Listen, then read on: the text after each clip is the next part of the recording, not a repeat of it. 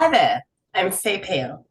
I'm a white-skinned, short-haired, green and brown-headed human in a blue-ribbed jumper over a blue t-shirt over a yellow and white striped long-sleeve top, sitting here in my home on unceded Ngunnawal and Ngambri lands, finally bringing you the Broken Hill Lived Experience Forum presentation I was invited to give in April of this year. I want to thank you for your patience with me during this time. There have been so many COVID and life hurdles that have gotten in the way, but I am so pleased to finally be able to sit down and bring this to you. When I was invited to speak in April, there were travel hurdles. Then there were hurdles, as many of you would know, with the site and not actually having digital access. And while you were discovering this, I was madly working away at this presentation and adapting it, and then we lost the files. There were so many things that went on, but I'm so glad to finally be able to bring it to you now. So without further ado, let's get started. I want to start by acknowledging the traditional custodians of the Ngunnawal and Ngambri peoples on whose lands I record this presentation. I celebrate the diversity of Aboriginal peoples, their ongoing cultures and connections to the lands and waters on these places upon which I live and breathe.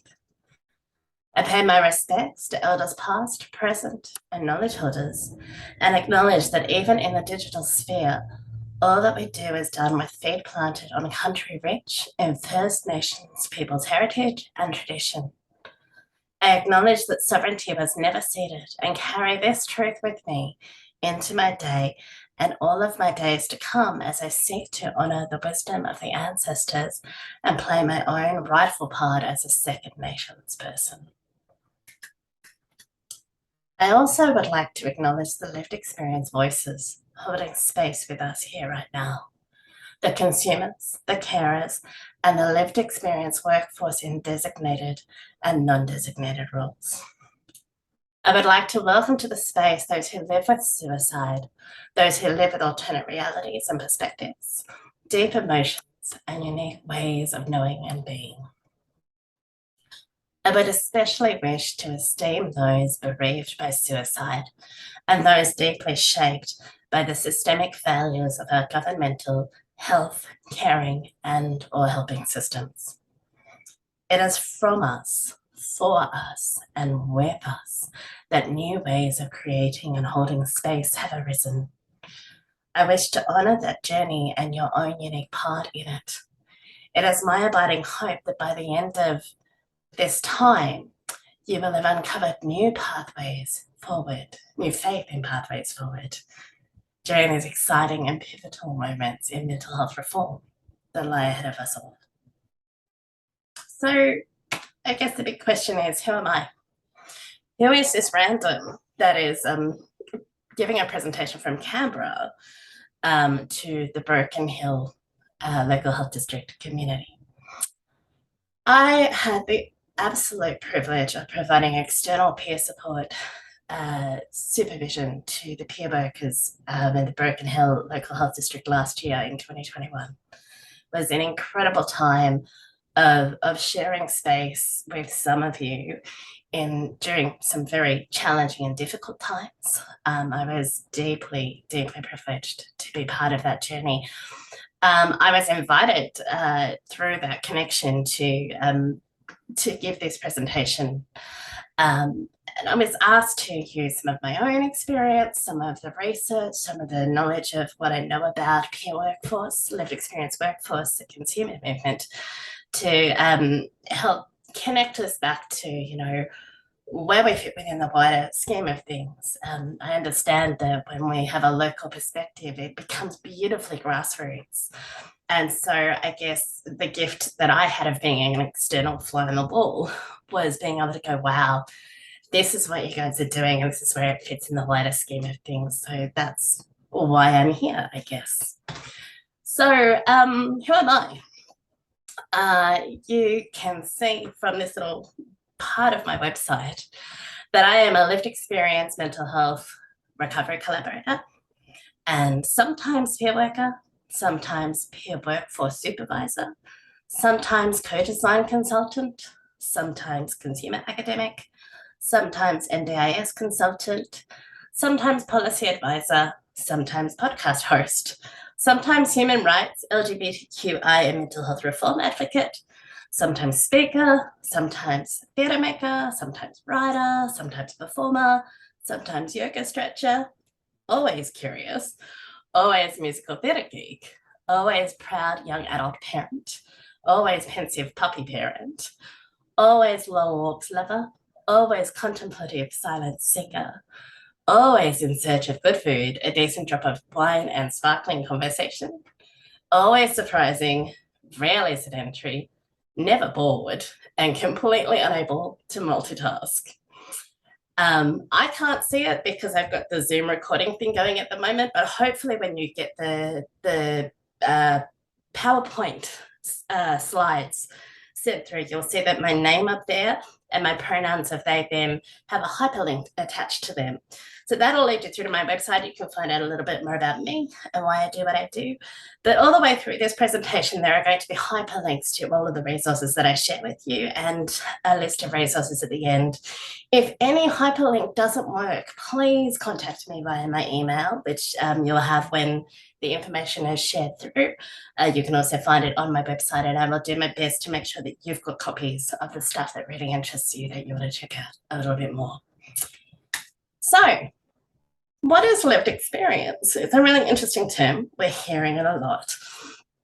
And I think it's really important to acknowledge that there is a difference between what people define as lived experience and what we'll talk about next, which is what is lived experience within a workforce. So lived experience, you can ask anybody on the street what the definition of lived experience is, and it will be different because it's unique to us. And it's really important to acknowledge that some people will say that their lived experiences of overcoming adverse circumstances. Some will say it's a lived experience of a mental health diagnosis. Some will say it's a lived experience of living with a disability. Some people will say it's lived experience of mental health service engagement. It's really important to understand that whatever anyone's definition of lived experience is, that it's unique to them and it should be honoured and held.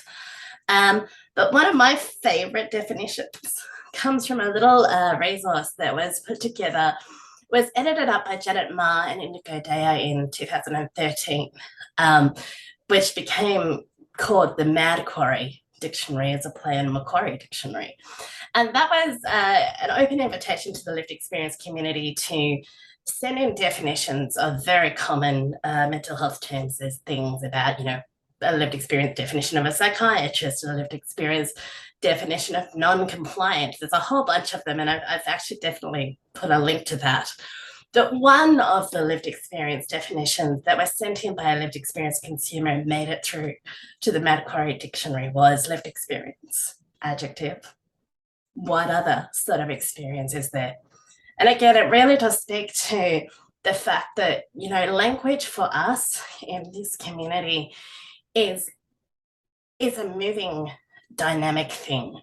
It's important to understand that some will identify with language like consumer lived experience. Other people won't. People will go, we're all alive, we're all living. So why is lived experience different to any other experience? Should it be called living experience?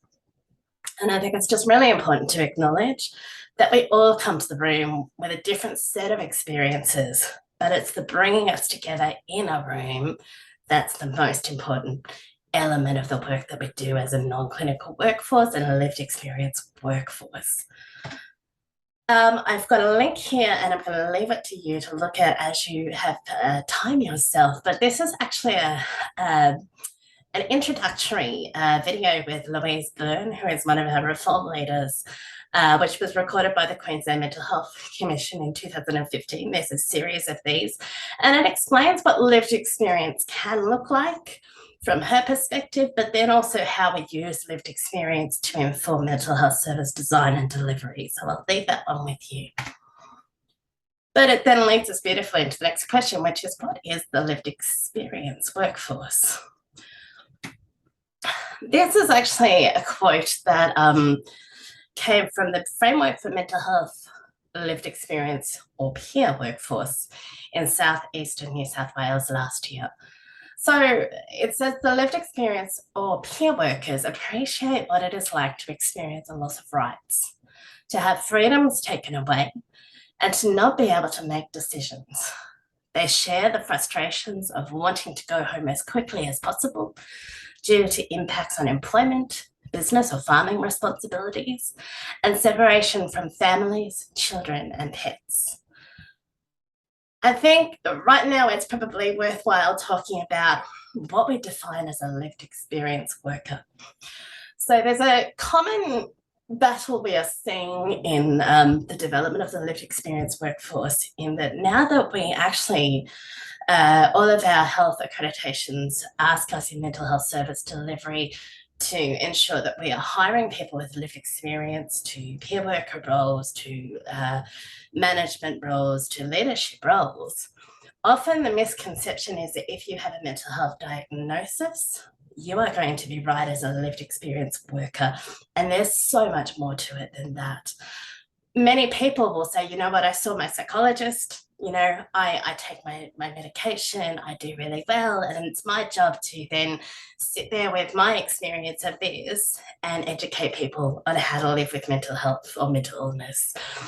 It's really important to understand that where we've come from in developing the lived experience workforce in the first place was understanding that our rights were not being listened to, our rights were not being respected.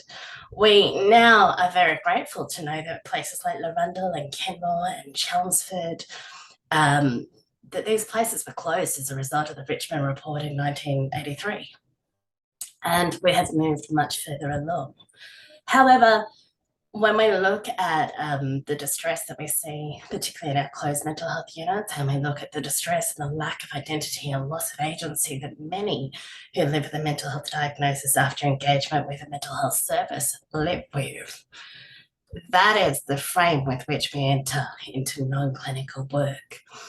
It's also really important to acknowledge that we're not here as a resistance to the clinical workforce, and I think that that's something that I actually see a lot of when I sit with supervision peer workers. The lived experience or peer workers are not there to say, well, you know what, you got it all wrong, and I'm here to right the system. Some people do have that, because that's actually been part of their journey. But it's also understanding that what we're seeking to do as a lived experience workforce is embed non-clinical alternatives as part of a wider approach to mental health recovery, because we now know that we have very strong evidence arguing that when we create these roles for peer workers, when we deliver this in our services, we see a boost in outcomes, we see a drop in people not attending appointments. We see all of these positive outcomes for the people we're there in service of. And it's not about coming from a clinical angle, which is this is your behaviour and this is, how you modify or adapt to that. It's simply in sitting with people and listening to what they want and supporting those goals. And if that means working with your psychologist or your psychiatrist or your social worker, that's great, we'll support that. But it's also about making sure that people understand they have their own right, their own agency in how they want to recover. Lived experience roles actually now map right across the board in mental health service delivery. So we have peer support workers, and I know that many of you in the Broken Hill District are certainly working with peer support workers in your organisations. We have lived experience consultants that obviously advise on service delivery, mostly now in co-design, but there are some that just sit in consultancy, which is, well, this is my opinion on this thing. Increasingly, though, now we're seeing a lot more work around co-design, which is where a service says, you know what, we have this need. We want to bring, all the stakeholders into the room, including those with lived experience, and co-create a service that will meet the needs of the community. We have consumer and family educators. We have consumer advocates. We have policy advisors. We have lived experience researchers. And we obviously have work that I have done, which is lived experience practice supervision.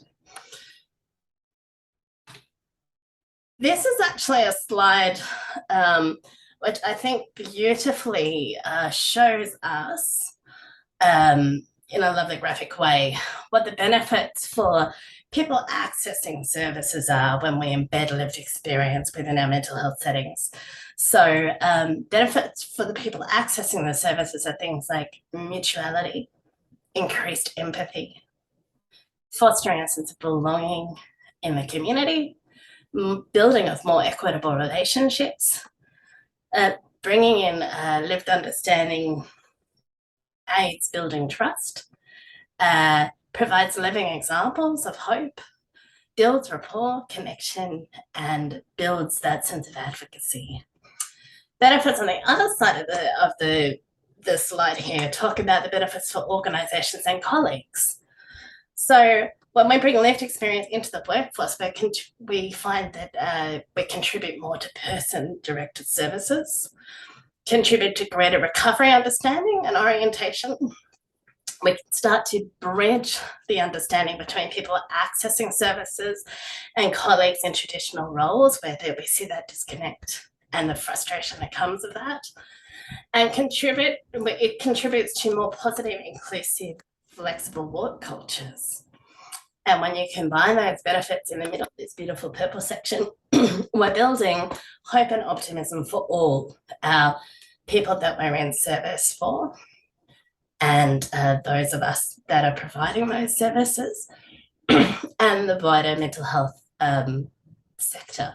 We're building hope and optimism, greater wellbeing and inclusion, and a reduced need for ongoing formal support and hospitalisation. So then we're talking about what this is, but what is the value of a peer support worker when we're talking about direct service delivery? This is a quote from an article written by Sherry Mead, David Hilton, and Laurie Curtis in 2001, which is a theoretical perspective on peer work or peer support work. Peer support is a system of giving and receiving help founded on key principles of respect, shared responsibility, and mutual agreement of what is helpful. Peer support is not based on psychiatric models and diagnostic criteria. It is about understanding another's situation empathetically through the shared experience of emotional and psychological pain. One of the common misnomers that I come across a lot, and I know many of my colleagues come across, is that peer workers are not trained. And I want to start by saying, well, that's not actually correct. When we value the subject matter expertise of lived experience, of empathetic connection, that is the starting point. And because we are in a very interesting epoch of time where we're needing to increase the hiring of our peer workers because of our accreditation requirements, it's a starting point, particularly in regional areas where this is, still much newer. Like we've had peer work since 1996. But, obviously when things start metro, they take a while to go regional. And I certainly, while I'm bringing this presentation from Canberra, when I was providing external supervision to Broken Hill, I was living in Bathurst and then Lithgow. So I'm certainly aware of the challenges of providing services in a regional area. Before that, I was living on the south coast of New South Wales. Although there is something particularly unique about the West and the Central West, I very sincerely want to acknowledge that. Because we're in this really odd space of having to hire people, we often are finding that we're training peer workers on the go, but that doesn't mean they're not trained. They already come in knowing what it is like to not have a voice. And that is where the gift of this lies. When you have peer workers that understand why our clients, why our service users, why our consumers, why the people that need our services are frustrated and angry, it's a beautiful entry point, because you walk into a room and you see someone in distress and that person looks at you and goes, "You're like me, you get this." We see de-escalation happen almost instantly. We do train in a certificate for in peer work. There's a lot of work that goes into that, and there are some links towards the end of this of this presentation around where you can get training in either the certificate for in peer work, intentional peer support. There's a bunch of things out there that helps us understand how to approach this from non-clinical perspectives. But the gift of this is that we're not coming at it from that clinical lens of understanding what is the behavior, what is the symptom, what does that describe. We're just responding in the moment to the human. That's all we need to do. I want to direct you to this video here, which is embedded within the presentation. This was actually recorded by your colleagues at the Broken Hill local health district, some peer workers and managers and people that you would know very well. If you haven't caught this video yet, I really encourage you to check it out because it really talks about the benefits of what the local health district started to see on the ground when they started to bring peer work into the mix, and why it just holds so much validity. So check that one out when you've got 5 minutes. There's also this one here, which I really encourage you to check out as well. And it's a conversation between Tom Pickup and Kath Burke. And they are, managers within a mental health settings, talking about what they have seen in terms of the value of embedding peer workers within their particular organisations. But I guess the big question in all of this is, why does it matter? Apart from the fact that obviously we have, these accreditation guidelines now that we have to meet. Why does it matter? This is a quote from Miranda Epstein, who is one of our early progenitors of the consumer movement, and she has some incredible gems to share. I think she's just recently retired, but this came from a piece that she published in 2013, and it says, "The language of consumer came to us via the physical health consumer politics, which has now morphed politically into the chronic illness alliance. The logic of the language was a reaction to some of the elitism, lack of accountability, and communication disasters experienced by patients. Patients started to fight back, at first with a small voice, but then gradually a more supported one. The logic was, because you provide me with a service for which I duly pay, I expect a good service, good communication, and active decision-making opportunities. We want to say." So Miranda Epstein is talking about the 60s and the 70s when we saw the rise of the consumer movement in this particular section. And I think it's really important to acknowledge that, places like Larundel and Kenmore and Chelmsford didn't just close. The Richmond report that we had in the 1980s was a direct result of the work that was done by our human rights giants that have gone before us. And I say giants in terms of the respect that I have for them.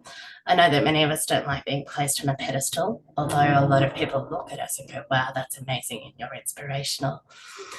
But the work that was done, the rattling cages, when we understand that we've come from a place of complete disempowerment, and we have to find what is said to be by Miranda here, that small voice, and then find each other and then say, well, hang on a sec, we need better outcomes.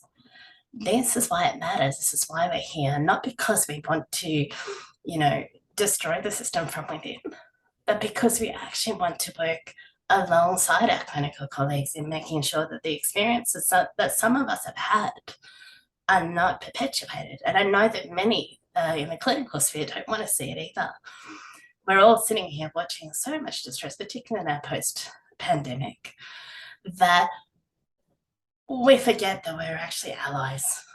Peer workers are not here to challenge the validity of your work. We're here to support you in it. But also our primary focus is the best outcomes of the consumers that we have employed to support. And this one is a quote from an article by Alison Faulkner and Thurston Bassett in 2012, which looks at the history of the development of peer work. And it says, as with feminism in the 1970s and 1980s and the civil rights movement, the linchpin for activism is shared experience, not only in the case of mental health problems and services, but more broadly of oppression and discrimination. The shared experience of the inadequacies of the psychiatric system can be seen to lead the formation of a new knowledge base on experience. So again, just I guess the reason I point this out is that one of the things that I increasingly hear in supervision and as well now in consumer academic work is that there's a massive disconnect between what we're seeking to achieve as non-clinical workers in clinical spaces and the perception of what that is. Remembering that we are here in service of the same people that we were employed to sit alongside our clinical workers in. But we're there as the bridges. We're there to bridge the gaps. We're there to help people understand the holistic approach. That is why we do what we do. And this, I think, sums it up beautifully. This is a quote from the National Lived Experience Peer Workforce Development Guidelines that were released by the National Mental Health Commission last year in December. And this is the crux of why we're here. Accessing services, particularly and voluntarily, includes surrendering a degree of control and autonomy.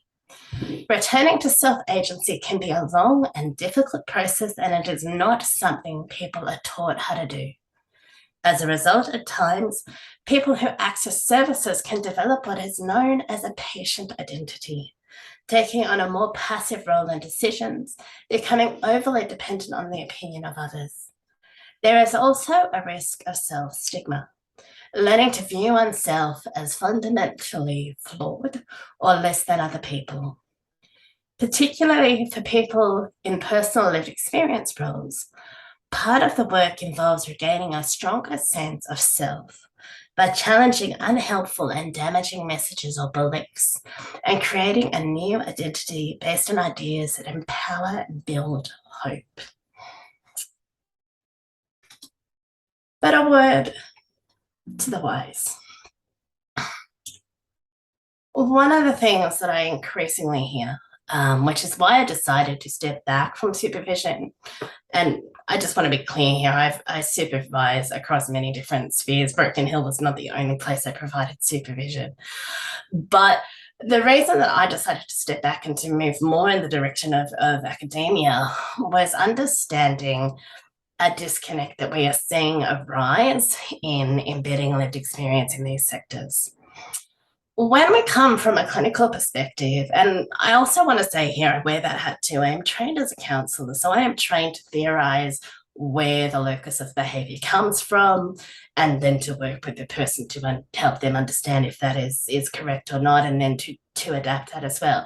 It's something that I continually walk away from because I see the power of non-clinical approaches, but I certainly have that perspective as well. So when I'm talking about clinicians, for me, it's not an us and them thing. I sit across both.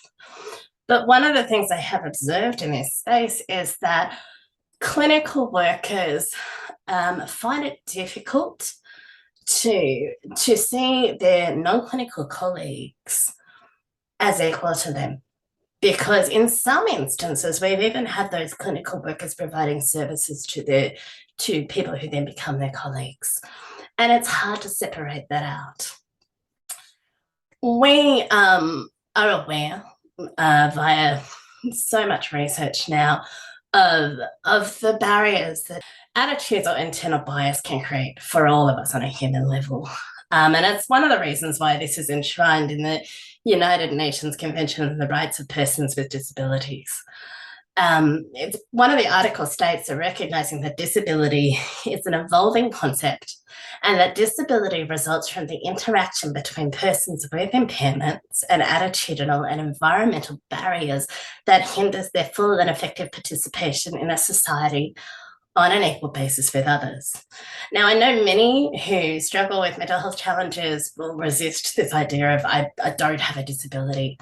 But if we understand that the attitudinal barrier that is created is the attribution of a mental health diagnosis, and when we're coming from a clinical perspective, and that's part of how we see a person's makeup, that creates a point of disconnect for the worker, the non-clinical worker, as well as the clinician. And this is what I seek in research to understand how we can start to break this down.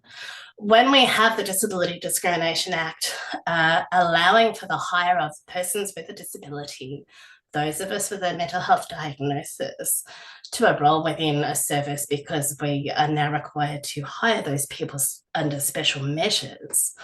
Unfortunately, what happens is that there is then a dissolution of respect for privacy, respect for understanding that when someone has used a mental health service, that is a situational, isolated experience. And whether or not they bring the trauma or the discomfort of that into the workplace, it is not our role as colleagues to then be commenting on that or to then be trying to understand a non-clinical worker from that perspective. And that leads me through to looking now at the Disability Discrimination Act and looking at special measures and our right to privacy under Division 1, Section 15 certainly allows us to not preclude the hire of people to these roles because of their disability. And in fact, our recommendations now mandate that we do. But it also in Section 30 talks about how it's actually inappropriate and in fact under the law discrimination to be asking for particulars. So this is something that I don't just want to speak to clinicians about either though. When I work with my peer workers, one of the questions that always in my mind because of my own experience is, you are there as a peer worker. It is the bravest thing you can do is to walk into any organisation with your name and peer worker attached to it, because that automatically designates you as having a lived experience of mental illness, and that comes with whatever anyone's attitudinal perceptions of that might be. However, if someone asks you to disclose your diagnosis, you don't have to. You don't actually have to dig into your story. And that's why I think it's really important that we start talking about this particular disconnect within the workforce. If you feel like you need to disclose that to your manager or your supervisor or something, because that's something that you need to work through in confidence, you are welcome to do that. But please, I really want to ask people to consider the fact that we are all equals. Regardless of whether or not we've been through a mental health service setting, regardless of whether or not we have a particular diagnosis, we're not in service in a workplace of trying to help solve each other's problems. That's our own responsibility. That's our own boundaries. That's where I end and you begin. So this is actually now where I sit in my research. I want to see this incredible workforce, and I am so blessed to sit with peer workers and see not only how they help others, but how that journey actually helps them as well. But I want to see it done in a way that everyone is protected, everyone is supported, and no one feels like they're burning out or the subject of vicarious trauma or moral injury, that we all get to thrive in the workplace.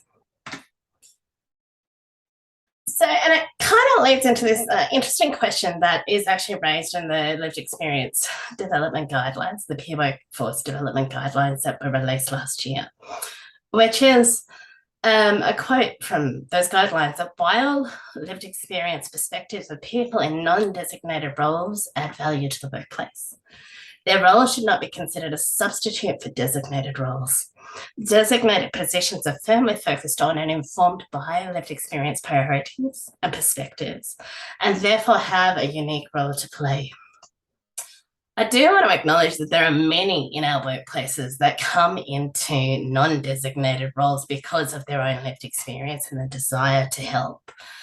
But again, I guess it's that question of, what hat are you wearing?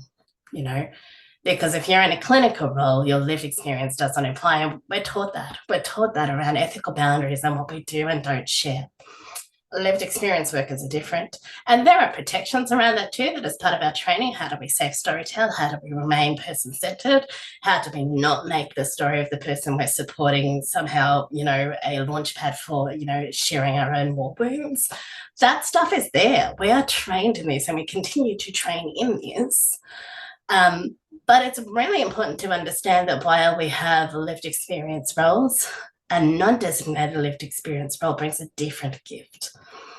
So it again, just a conversation to be thinking about and having with your colleagues, your communities of practice, thinking about in your own reflexive work. Where do you sit? This is still fairly new, but it's not going away. We actually have recommendations at national and state levels now that lived experience needs to be embedded at every point along the way when we're talking about mental health service delivery, implementation, and design. So it's not going anywhere. So I guess it's now as a really beautiful invitation into considering where we sit and how we actually work together in ways that, foster the best outcomes for everyone involved, for the people we are in service for and to, and for each other as colleagues, and for the renewal of the mental health services going forward, because we certainly know that the need is not going to go away. Shifting narratives. This is the final part of the presentation, and it's something that I want to just talk really briefly about, which is the power of being able to tell our own stories. And this is where person-centered care becomes so essential. This is a quote from an online article. You'll see that there are some links in the quote, and they link through to academic articles on this stuff. But it's talking about trauma. Many of us have trauma. Many of us that have got lived experience of mental health service use have been led into mental health systems because of those traumatic experiences and those adverse childhood experiences. And we're certainly seeing far more research developing on this now in the last 10, 15 years. But it's also understanding what trauma does and why us defining our stories the way that makes sense to us is so essential. So this quote says, trauma memories tend to be somewhat disorganized compared to other types of memories. They're stored in fragments and disconnected from a clear narrative and a broader context. Existing research suggests that these differences are detectable in the brain, with unprocessed trauma memories showing a less involvement of areas like the hippocampus that provide context to our experience. When we are inviting lived experience workers into a clinical setting, we have been through a lot, and we have had to make sense of a lot to be able to step into these settings. I guess the thing that I want to encourage everyone to consider is that our stories have so much power, but they have even more power when we get to tell them for ourselves. What you tell is yours to tell. Sometimes there needs to be some consideration about the sensitivity of what you're seeking to tell. And particularly in service delivery, your story as a peer worker is different to the story you might tell as an advocate.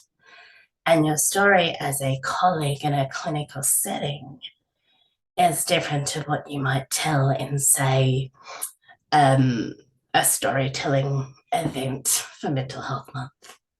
Please consider the safety of what you're telling for yourself and for others. And that goes for those with lived experience and those without. We need to be building emotionally safe workplaces. Find the people that you trust. And if you don't feel like you have those, please go to your manager. Go to your networks and your resources and find people that you can confide in. That's not to say don't tell stories. We have so much of our trauma is housed by the fact that we've been told to keep secrets. But also, for those of us that are seeking to support non-clinical workers in the clinical workforce, please don't see us as a mess of trauma. We are more than that. And sure, sometimes we bumble around because we're trying to find the best way to be in a setting that we have been told that we don't fit in. But what we need is human connection, not clinical assessment.